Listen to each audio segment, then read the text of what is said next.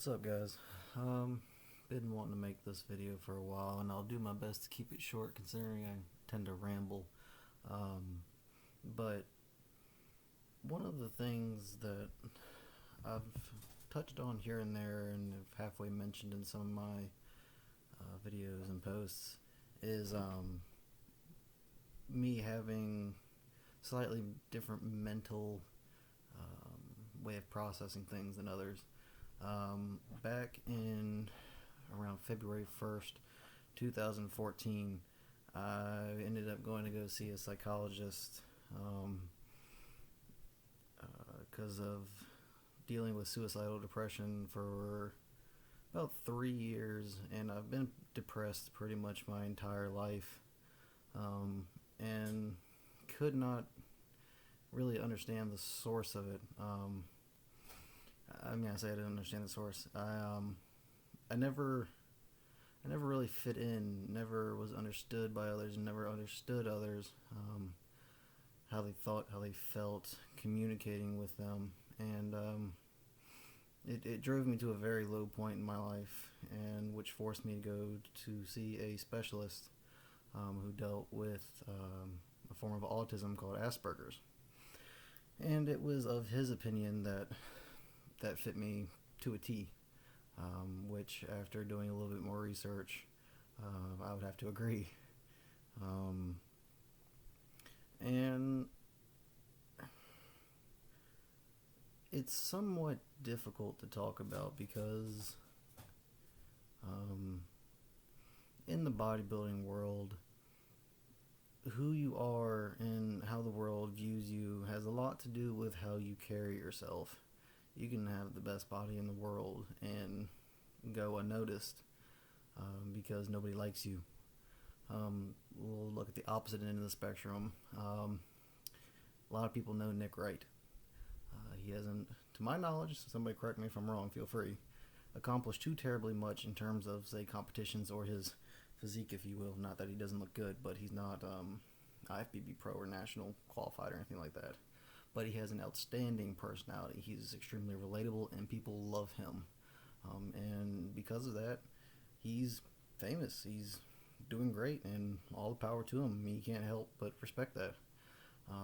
And I envy that because it's not something I'm going to say that I can never have, because if you say never, you've already lost the battle. But that physiologically speaking would be near impossible for me to obtain, because when I speak to somebody, I don't really register too well what they're thinking or how they're feeling or how we're interacting.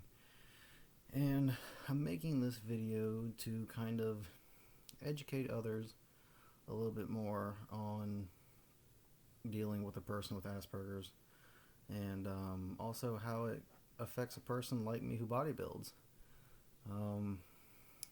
A lot of people, almost every, I'm not going to say every because you can't generalize quite like that, but nearly every person with Asperger's has an extremely obsessive personality. And with me, it's unhealthy so. I know bodybuilding is my niche. It's what I love, and I live, eat, and breathe it every day, to the point to where I think about it and stress about it so much I don't go to sleep at night. I'll actually perform worse because I'm stressing so much about it, because I'm thinking so much about it constantly. And not only does it affect me directly for what I do to myself, but it has ruined countless relationships because it's all I focus on.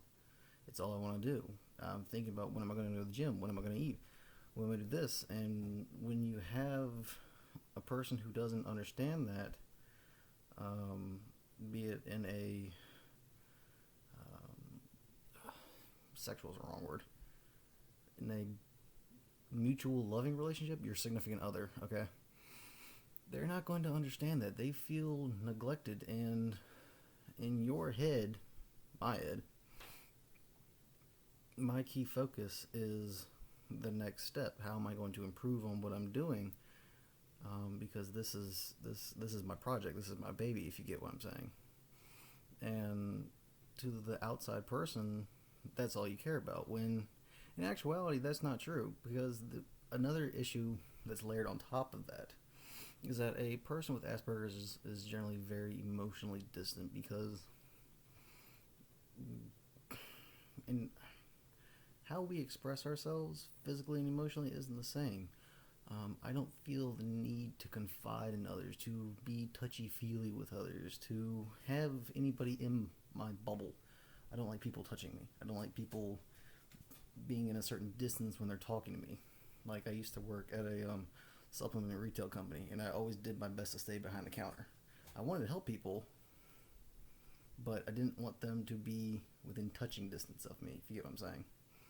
And if you're sitting on the couch next to somebody and they want you to hold their hand or rub their back or rub their leg or do something that the typical person would unconsciously do, and you're not doing that, they feel unloved and neglected. And so when they're feeling that, and then you say, oh, it's 6 o'clock, I gotta go to the gym, they're going, that's all you care about? Really? And that's not true. But our relationships are different. How we think is different. And so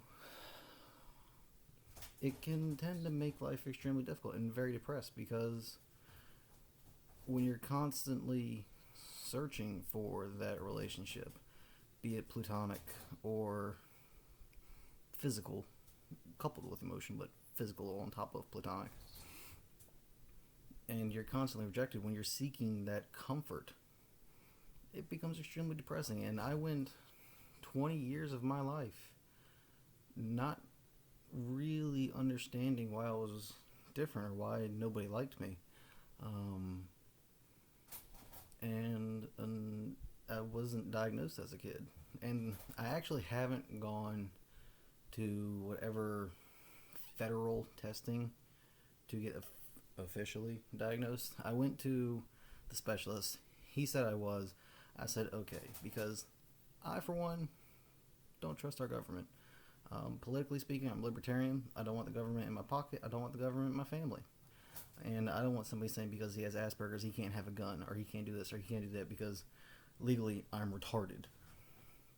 I have a genius IQ, really smart with books, people, I'm an idiot. Legally, I have a learning disability, and I don't want somebody to take my rights away because they feel I'm too incompetent to do something. So, technically speaking, haven't been officially diagnosed, because I'm keeping that legally away, because I don't want interfering with my life. I'm going to try and keep this video somewhat condensed.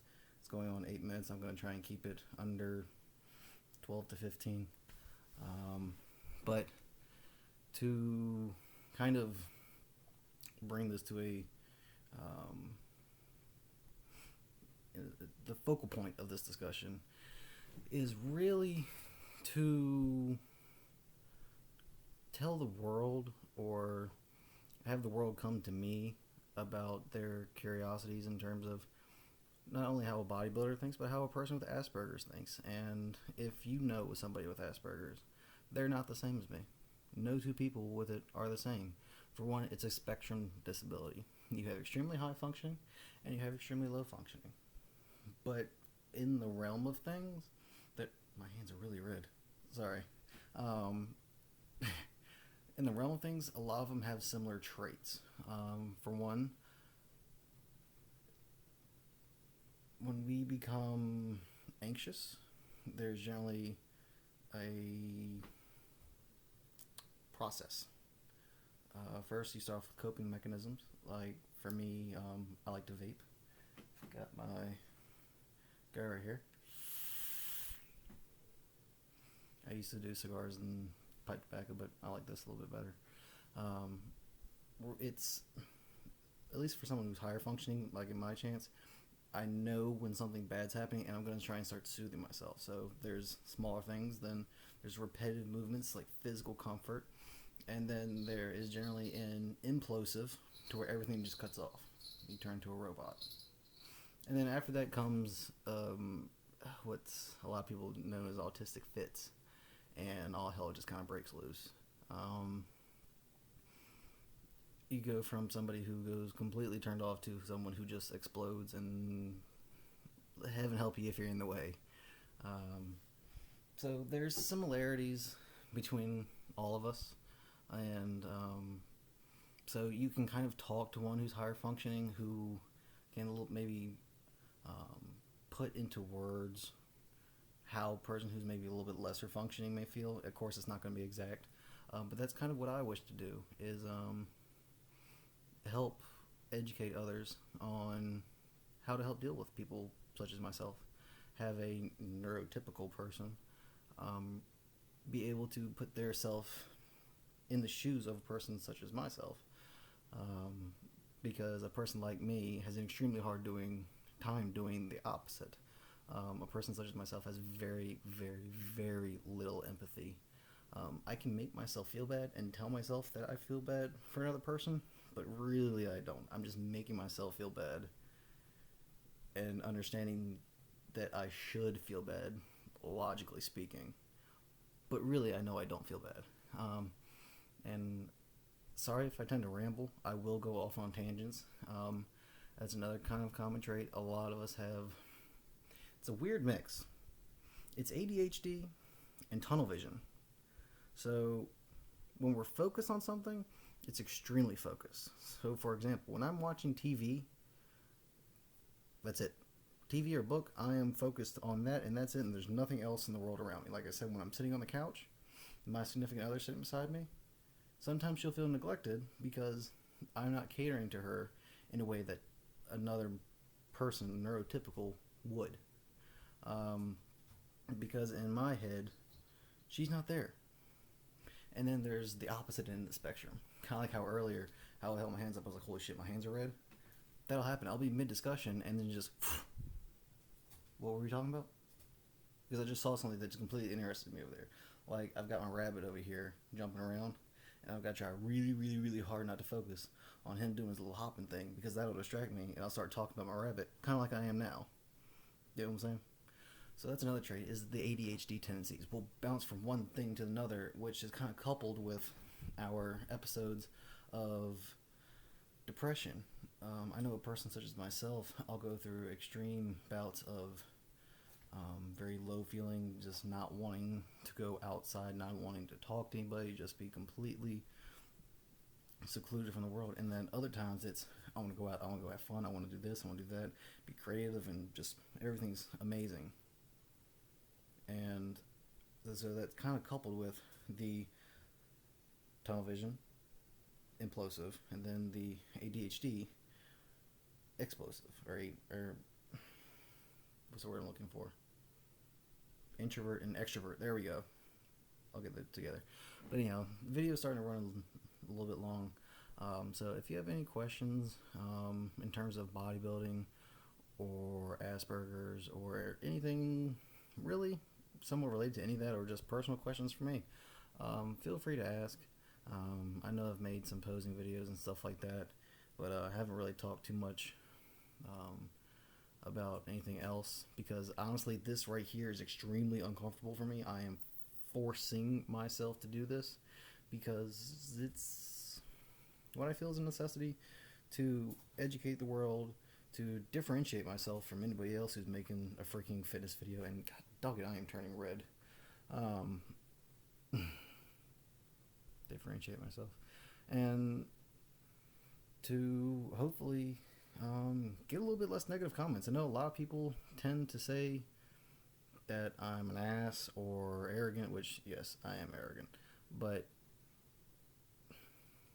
a lot of what you see on camera isn't the real me, because a person like me doesn't like to be themselves, because a lot of the times it's not accepted, and that's 21 years of difficulty. So making this video to try and educate, explain, and really change the direction and course of my career and how things continue to go in the future. And like I said, I hope to hear from anybody and everybody. Thank you.